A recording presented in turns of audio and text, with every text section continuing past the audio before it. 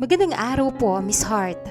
Ako nga pala si Patrick, 43 years old, at isang certified single dad.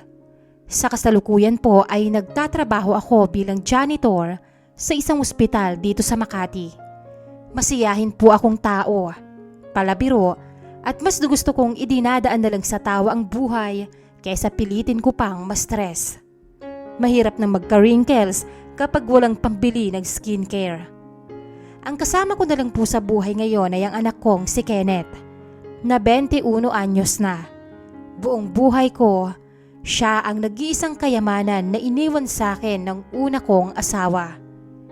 Speaking of former misis, balita ko po ay maayos naman ang buhay niya ngayon. Iniwan niya kami noong bata pa si Kenneth dahil hindi na raw niya kaya ang hirap ng buhay sa piling ko. Sabi niya sa akin noon, pagod na raw siyang magdildil ng asin sa amin. Kaya ayon, sumakabilang bahay. Bagoong naman daw ang dinidildilan niya doon sa bago niyang lalaki. O di ba? Kahit papano ay nag-level up naman siya ng konti. Pero seryoso, Miss Hart, ginawa ko ang lahat para mapalaki ng maayos si Kenneth kahit ako lang mag-isa. Kahit pa nga medyo kapos at laging hirap kami sa buhay, sinigurado kong hindi magiging dahilan yon para hindi makapag-aral si Kenneth. Ginawa ko ang lahat, Miss Hart. Walang katapusang overtime ang ginawa ko noon. Nagpa-sideline sa paglilinis ng mga sasakyan ng doktor at minsan pumasok pa bilang pahinante sa gabi. Lahat ng yan ay ginapang ko para lang makamtam ng anak ko yung diploma na hindi ko nakuha. At sa awa ng Diyos, napatapos ko siya sa kursong IT. Ngayon, Miss Hart, ay nagtatrabaho na siya bilang tech support sa Ortigas. Tapos na ako sa pinakamabigat na kabanata ng buhay ko. Ngayon ay hayahay na ang buhay ng lolo mo. Hindi na ako nag-aambag sa mga gastusin sa bahay kasi siya na ang sumasagot sa lahat ng bills mula sa kuryente, tubig hanggang sa groceries. Bukod pa ron, binibigyan niya pa ako ng sarili kong allowance buwan-buwan.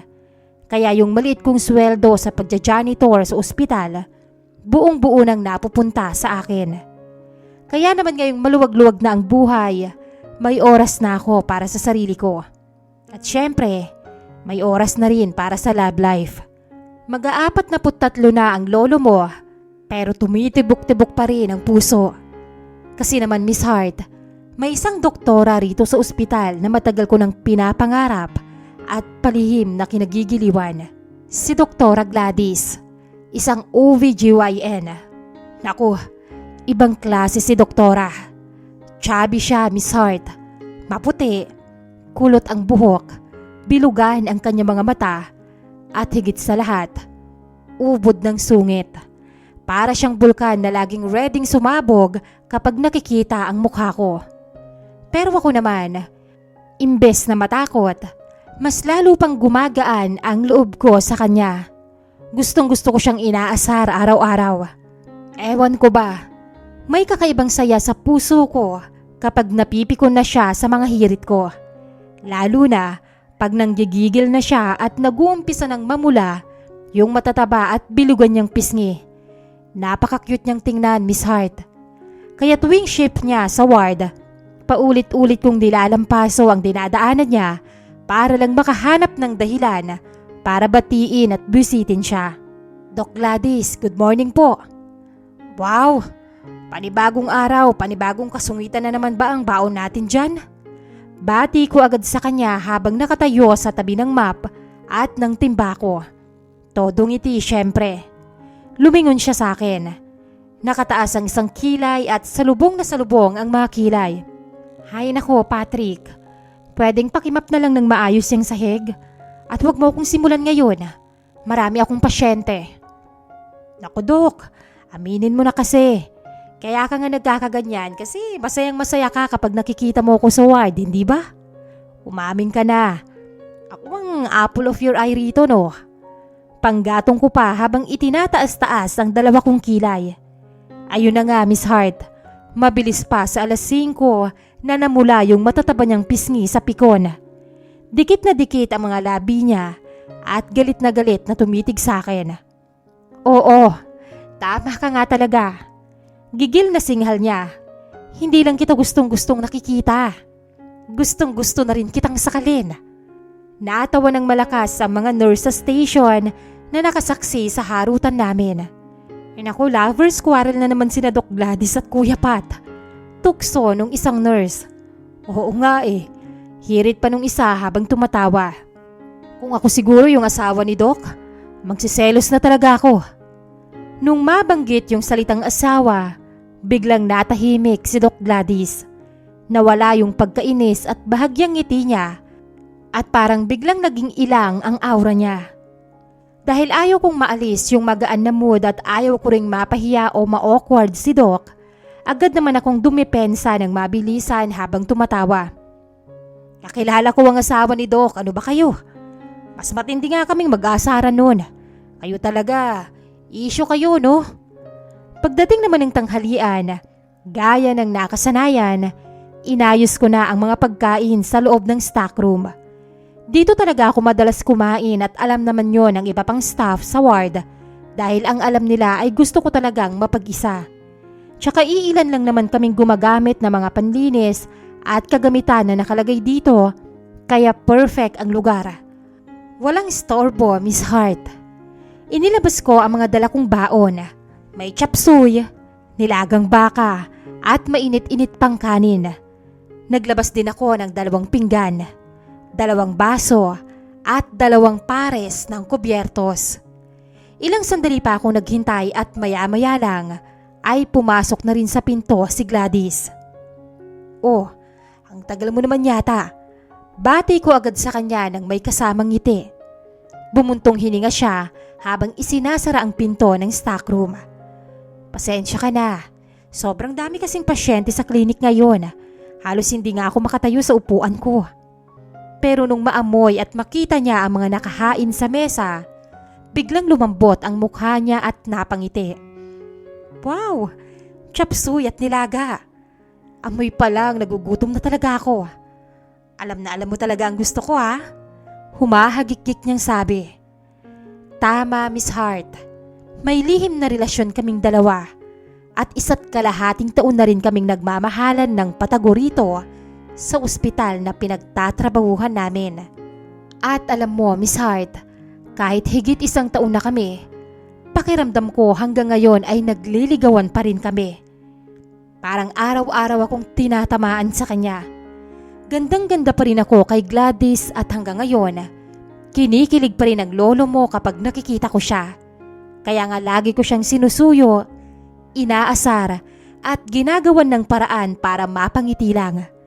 Sapagkat kaming dalawa lang ang magkasama sa loob ng stock room na to, malayo kami sa mata ng ibang tao. Lumalabas ang totoong Gladys. Napakalambing niya, palabiro at palatawa. Malayong malayo sa sobrang sungit at mataray na doktora na ipinapakita niya kapag may ibang kasama kami. Ang sikip ng stock room, pero pag pumasok na siya, parang lumiliwanag ang paligid. Gutom na gutom ang misis ko ah. Nakangiti kong sabi habang inaabutan ko siya ng baso ng tubig at nilagyan ng kanin at ulam ang pinggan niya. Misis ka dyan, sabi niya sabay irap. Pero ang tamis ng ngiti niya at lumabas pa nga ang maliit na dimples niya. Kumuha siya ng kutsara at tinikman ang sabaw ng nilaga. Ikaw ang nagluto nito? Siyempre naman. Alam ko namang paborito mo ang luto ko eh. Special recipe ko yan para sa pinakamagandang doktora sa buong Makati. Hirit ko sabay kindat. Sinubuan ko siya ng malaking hiwa ng baka na may kasamang gulay. Kinuha naman niya yon gamit ang kanyang bibig habang nakatitig sa mga mata ko. Habang inunguya niya yon, kitang-kita ko kung paano mamula yung pisngi niya. Hindi dahil sa pikon, kundi dahil sa kilig. Masarap ha, in fairness. Pero mas masarap to kung hindi mo ko inasar sa harap ng mga nurse kanina. Biro niya habang kumukuha naman siya ng chapsuy gamit ang kutsara niya. Hinawakan ko yung maliit at malambot niyang mga kamay. Gustong gusto kong makita yung matatabang pisngi mong namumula eh. Alam mo naman kapag nagagalit ka, lalo kang gumaganda sa paningin ko. Ewan ko sa'yo, Patrick. Napakabulero mo talaga. Hagikik niya sabay hinampas ng mahina ang dibdib ko. Pero kinuha ko ang kamay niya at hinalikan ko ang dulo ng mga daliri niya. Humalakak siya ng mahina. Yung tawa na sa akin niya lang ipinapakita at ipinaparinig. Hanggang sa ang pananghalian ay nauwi sa isang mainit na tagpo, Miss Hart. Sa bawat hawak niya sa braso ko at halik na ibinibigay ko sa kanya, lalo kaming nalulunod sa pagkasabik sa isa't isa. Inalis niya ang kanyang coat at malayang napa sa akin ang napakagandang doktora. Noong sumunod na linggo, habang busy ako sa pagpupunas ng mga bintana sa hallway, panay ang bati at pakikipagkwentuhan ko sa mga dumadaan. Konting kantsaw sa mga kapwa ko staff, konting pambubola sa mga pasyente at masayang pagbati sa mga doktor. Pero biglang nahagip ng mata ko si Gladys na naglalakad sa dulo ng koridor. Agad kong napansin na iba ang aura niya. Laylay ang dalawa niyang balikat, mabagal ang mga lakad at mukhang malalim ang iniisip. Doc Gladys, mukhang pasan natin ang mundo ngayon ha. Pwede ko bang buhatin ang kalahati para umaliwalas naman yung mukha mo? Hirit ko sabay pakyut at kindat sa kanya. Pero sa pagkakataong ito, Miss Hart, hindi siya napikon. Hindi man lang namula ang pisngi niya at hindi rin siya humirit pabalik. Seryoso ang mga mata niya habang nakatitig sa akin. Bago pa ako makahirit ulit ng panibagong biro, mabilis niyang hinawakan ang braso ko at hinila ako papunta sa gilid ng poste, doon sa pwestong walang makakakita o makakarinig sa aming dalawa. Patrick, may pag-uusapan tayo mamaya. Importante ito. Bulong niya sa akin. Seryoso at mababa ang boses. Hintayin mo ako sa stock room mamayang lunch break. Pagkasabi noon ay mabilis din siyang tumalikod at naglakad palayo. Habang ako naman ay naiwang nakatayo hawak ang basahan ko. Biglang bumigat ang pakiramdam ko at naramdaman ko na agad ang kaba sa dibdib ko. Sa paglipas ng mga oras, Miss Hart, pakiramdam ko ay lalong bumibigat ang bawat minuto. Patindi ng patindi ang kabog ng dibdib ko. Hindi ako makapag-focus sa ginagawa ko. Puro punas lang ako sa iisang parte ng bintana, tapos ganun ulit sa kabila. Wala tuloy akong nalinis ng maayos dahil ang utak ko nandoon na agad sa stock room. Pagdating ng mismong lunch break, dali-dali akong pumunta ron. At pagkabukas ko pa lang ng pinto, naroon na agad si Gladys. Nakaupo sa gilid at nakatitig sa sahig. Medyo nagtaka ko kasi palagi namang ako ang nauunang mag-ayos ng kainan doon dahil sa dami ng pasyente niya araw-araw. Pero ngayon, nauna siya sa akin. Gladys, mahina akong tawag. Pagkadinig niya sa boses ko, agad siyang tumayo. At pagkasara ko ng pinto, hindi na siya nag-atubili. Mabilis siyang lumapit at niyakap ako ng napakahigpit. Isinandal niya ang ulo niya sa dibdib ko habang nanginginig ang buong katawan niya. Naramdaman ko kaagad ang lamig na mga kamay niya sa likod ko. Mabilis ko ring ipinulupot ang mga braso ko sa bewang niya at niyakap siya ng mahigpit. Anong nangyari? Bulong ko sa kanya habang hinahaplos ang buhok niya. Bakas din ang kaba sa boses ko. May problema ba? Sabihin mo sa akin, anong nangyari? Patrick, ano nang gagawin natin? Nanginginig na bulong ni Gladys habang nakasubsob pa rin ang mukha sa dibdib ko. Sinabi na sa akin ng asawa ko na dapat na raw kaming lumipat sa Canada. Para akong binuhusan ng napakalamig na yelo sa narinig ko. Nanigas ang buong katawan ko at bahagya ko siyang inilayo sa akin para makita ang mukha niya. Ano? Canada? Nauutal kong tanong. Natatawa ng pilit habang naghahanap ng anumang senyales na nagbibiro lang siya. Bakit naman bigla-bigla namang Canada? Umiling si Gladys habang patuloy sa pag-agos sa mga luhang kanina niya pa pinipigilan. Hindi ako nagbibiro, Patrick. Lahat ng pamilya namin naroon na sa Canada. Sina mama at maging ang pamilya ng asawa ko. Nung ikinasal pa lang kami noon, yun na talagang plano namin. Ang manirahan doon kasama silang lahat. Nag-apply na rin kami ng papers dati pa. At ngayon, dumating na ang visa namin. Doon na sumiksik ang katotohanan sa dibdib ko. Para akong sinaksak ng paulit-ulit. Paano na tayo, Gladys? Nangihina akong tanong habang hawak ang magkabila niyang pisngi. Paano na to? Paano na ang relasyon natin kung magkakalayo tayo? Hindi ko rin alam. Hindi ko alam ang gagawin ko. Hagulgol niya habang hawak ang mga kamay kong nakahawak sa mukha niya. Gulong-gulo ang isip ko ngayon. Pero ayaw kitang iwan, Patrick. Ayokong mawala ka sa akin. Nang mga sumunod na araw, Miss Hart, halos mawalan ako ng gana sa lahat. Napakatamlay ko. Malayong malayo sa dating Patrick na laging maingay at palabiro. Para akong robot na naglalakad habang hawak ang map. Walang kaimik-imik at nakatitig lang sa malayo. Napansin agad yon ng mga tao sa paligid ko. Isang hapon, habang nakasandal ako sa trolley ng mga panlinis, nilapitan ako ni Benjo, isa sa mga mailers na nakakasundo ko rito. Kuya Pat, anong nangyari sa'yo? Bakit parang itinakwil ka ng sangkatauhan sa sobrang tamlay mo? Tanong niya habang sinusuri ang mukha ko. Pilit akong ngumiti sa kanya. Kahit ang totoo, ay sobrang bigat talaga ng dibdib ko. Wala to, Sir Benjo. May konting pinagdadaanan lang ang lolo mo. Bumungis-ngis siya at tinapik ang balikat ko. Nako, wag mong sabihin, binasted ka na talaga ni Doc Gladys. Iba kasi yung bagsak ng mukha mo ngayon eh. Nagkataon namang habang pinagtatawanan ako ni Benjo, biglang dumaan si Gladys sa hallway. May hawak siyang mga medical chart at bahagya siyang huminto sa harap namin. Tinitigan ako ng may halong lungkot sa mga mata. Parang may gusto siyang sabihin pero hindi niya maituloy. Hinihintay niya yata na asarin ko siya gaya ng dati o kahit bumati man lang ako. Pero Miss Hart, hindi ko kayang tumitig sa kanya ng matagal nang hindi mangingilid ang mga luha. Iniwas ko ang tingin ko at nagkunwaring busy sa pag-aayos ng mga basahan. Dahil hindi ko siya pinansin, lalo pa akong inasar ni Benjo. Ahay, LQ nga. Dedmahan na oh. Sige ka, Kuya Pat. Baka tuluyan kang palitan yan. Sira ka talaga, Benjo. May asawa yang si Doc. Sermon ko sa kanya.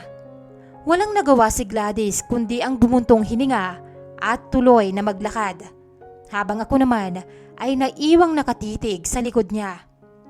Pagdating ng lunch break, mag-isa lang akong nakatitig sa sahig sa loob ng stock room nang pumasok si Gladys.